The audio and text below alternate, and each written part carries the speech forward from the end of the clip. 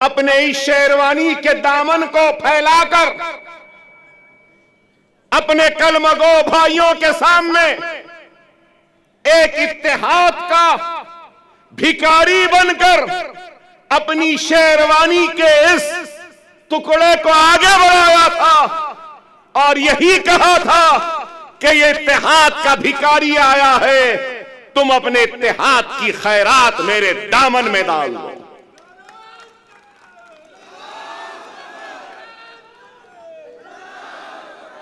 जो लोग ये समझ रहे हैं कि मजलिस इत्तेहादुल मुस्लिमीन वो इम्तियाज जलील औरंगाबाद से नाकाम हो गए और वो कामयाब हो गए, तो उन अहमकों को, उन नादानों को, उन नासमझों को ये कहना चाहता हूं, मजलिस इत्तेहादुल मुस्लिमीन वो है जो दिलों को फतेह करती है। हकीकी फाते वो नहीं जो जीते और जमीन को फतेह कर ले, हकीकी फाते वो होता है जो दिलों को जीतता है और दिलों को फतेह करता है। अल्लाह उसके रसूल की कसम, अकबरुद्दीन ओवैसी को अल्लाह ने इज्जत दी, शोहरत दी, नाम दिया, सब कुछ दिया, लेकिन एक बात कहूंगा, मजलिस इत्तेहादुल मुस्लिमीन के सबसे छोटे और सबसे आखिर का अगर कोई लीडर है तो अकबरुद्दीन ओवैसी है। न पहले बड़ा बनने की ख्वाहिश थी, न आज है। मैं तो सबसे छोटा हूं, आप सब मुझसे बड़े हैं और आप इनसे भी बड़े हैं, और इनके बाद और आपके बाद में मैं हूं। इस चीज को याद रखो, इस चीज को याद रखो। क़यादत एक अजीम जिम्मेदारी है, क़यादत एक अजीम जिम्मेदारी है, और सदक़े दिल और बेगर्ज होकर जो खिदमत करेगा तो अल्लाह उसकी क़यादत में इस्तेहकाम और मजबूती देगा। क्योंकि मुझे मेरे वालिद और सालारे मिल्लत ने मुझसे कहा, क़यादत आसान नहीं, अगर क़यादत करना है तो बेगर्ज बन जाओ, तो जब गर्ज वाले की तकलीफ का एहसास होगा, जब तुम्हारी क़यादत में गर्ज आ जाएगा तो फिर वह क़यादत मजबूत नहीं हो सकती। खुदारा इस बात को समझो, मिल्लत की फलाह व बहबूद, मिल्लत की तरक्की, मिल्लत की खुशहाली के लिए अपने जात की खुशियों की कुर्बानी देनी होगी। अगर क़यादत करने का अगर किसी को ज़ौक़ है या शौक़ है, बगैर किसी लालच, बगैर किसी मफाद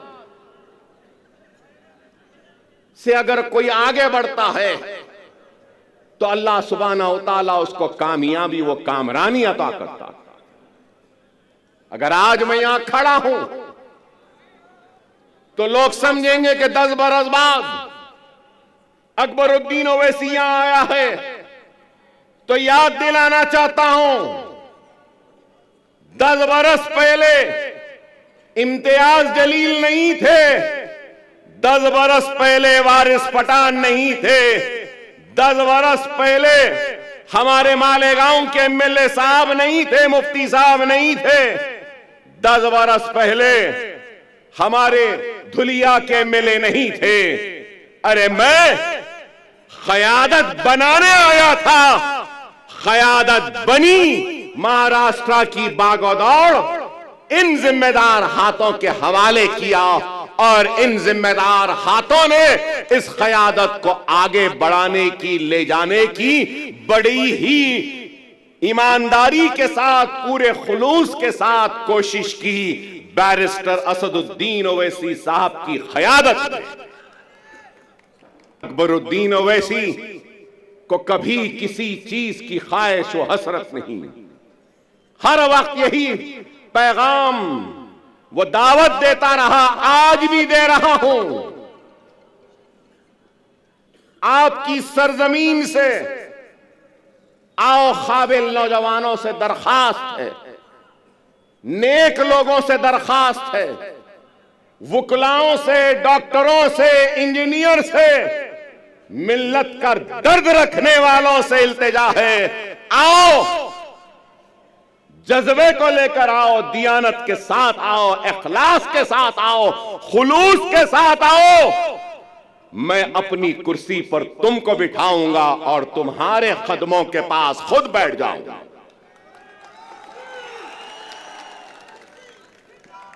जमाती जिंदगी में शख्सियतों की अहमियत नहीं होती, याद रखो। शख्सियतें आती रहेंगी, जाती रहेंगी, जमात कायम व दायम रहेगी। जमात की अहमियत है, अकबरुद्दीन ओवैसी की भी अहमियत नहीं है, जमात की अहमियत है और ये इत्तेहाद की अहमियत है। अगर ये इत्तेहाद है, जमात है, तो यकीन मानो हम शेर हैं। अगर ये इत्तेहाद नहीं, जमात नहीं, तो फिर कुछ भी नहीं। खुदारा समझो, बेशुमार जमातें 10 साल पहले बीजेपी थी, शिवसेना थी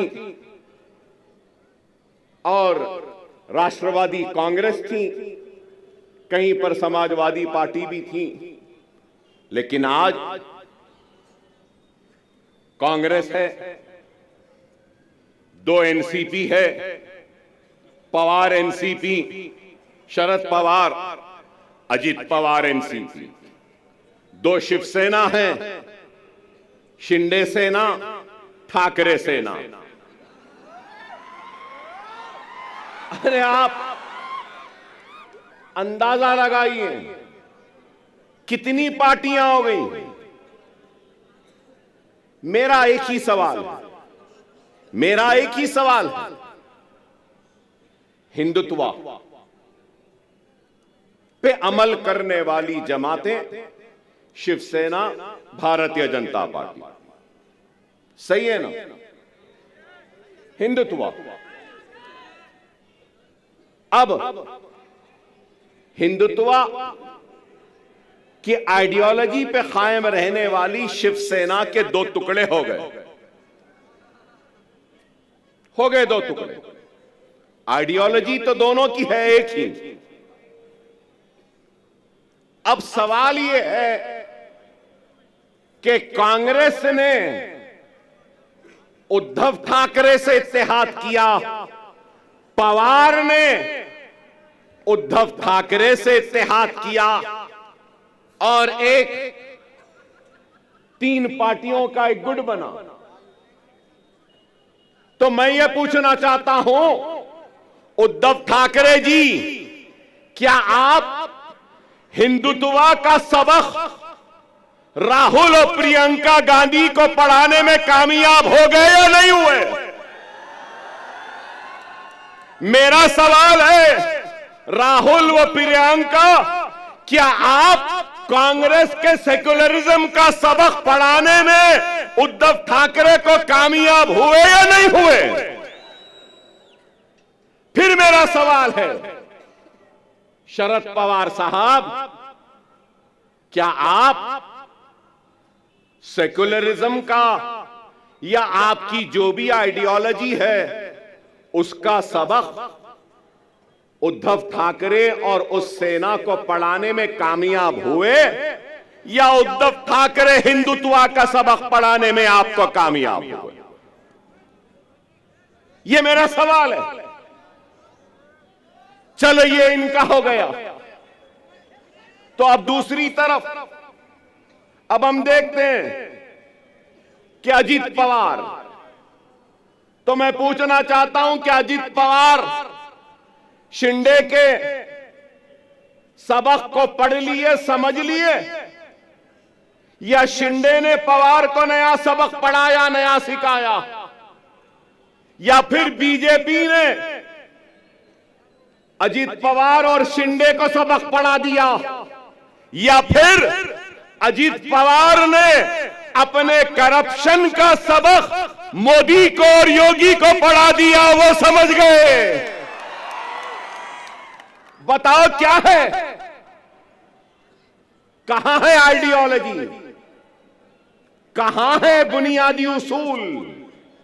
अरे इनके पास कोई बुनियादी उसूल नहीं, कोई आइडियोलॉजी नहीं।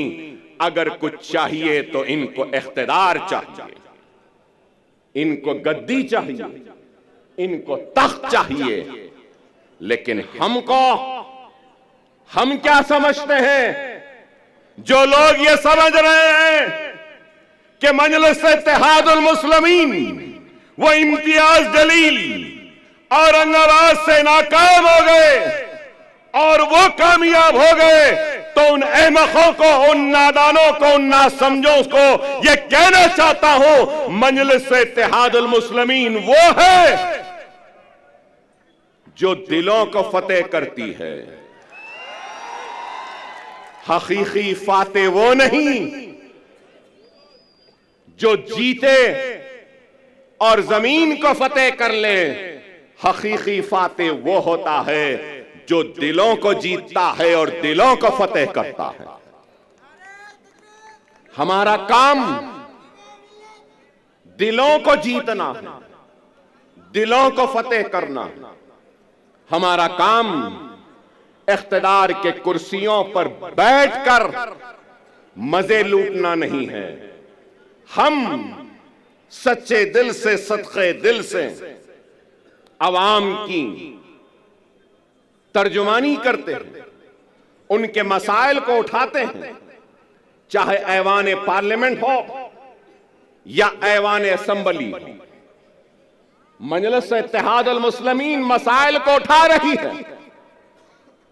मजलिस इत्तेहादुल मुस्लिमीन बेशक मुसलमानों की आवाज बनती है, मुसलमानों के मसाइल को उठाती है, लेकिन उसके साथ हर मजलूम की आवाज भी बनती है, दलितों की भी आवाज बनती है, तो हर किसी की आवाज बनती है। बैकवर्ड क्लास की बनती है, ओबीसी की बनती है, मराठा समाज की बनती है, तो हर समाज की आवाज बनती है।